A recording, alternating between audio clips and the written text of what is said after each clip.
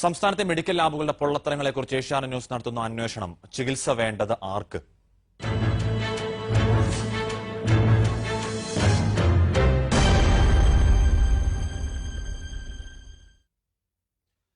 പക്ഷികളുടെയും മൃഗങ്ങളുടെയും രക്തവും മനുഷ്യരക്തവും തിരിച്ചറിയാനാവാത്ത ലാബുകൾ.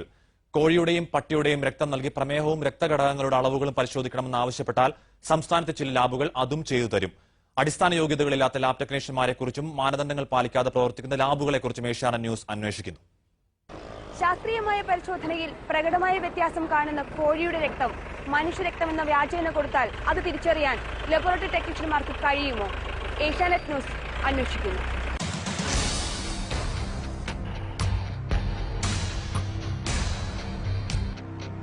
തമിഴ്നാട്ടിൽ നിന്നെത്തിച്ച മുട്ടക്കോഴി, പരിശോധനയ്ക്കായി മൃഗാശുപത്രിയിലെത്തിച്ച നായ, ഇവയുടെ രക്തമാണ് ഞങ്ങൾ പരിശോധനയ്ക്കായി എടുത്തത്.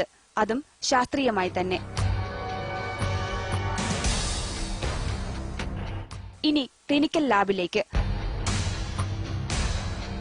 വലിയതുറ സർക്കാർ ആശുപത്രിക്ക് സമീപമുള്ള 3 ലാബുകൾ. എല്ലാ പരിശോധനയും നടത്തുമെന്ന വലിയ ബോർഡ്. കോഴിയുടെ രക്തം സോബിൻ 15 വയസ്സ്, തങ്കമ്മ 58 വയസ്സ് എന്നീ പേരുകളിൽ പരിശോധനയ്ക്ക് നൽകി.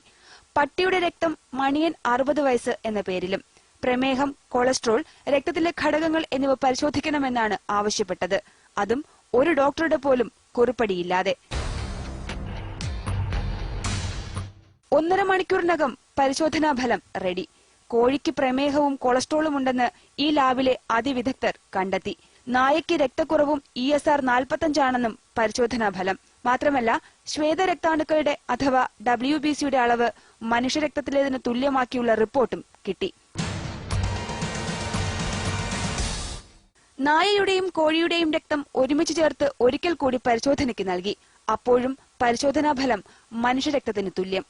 ആരോഗ്യ കേരളത്തിന് മാനക്കേടാണിത്.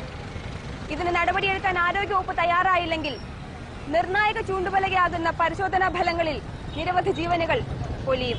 ക്യാമറാമാൻമാരായ സുരേഷ് നായർക്കും വിനോദ് കുമാറിനുമൊപ്പം PR പ്രവീണ, ഏഷ്യാനെറ്റ് ന്യൂസ്, തിരുവനന്തപുരം.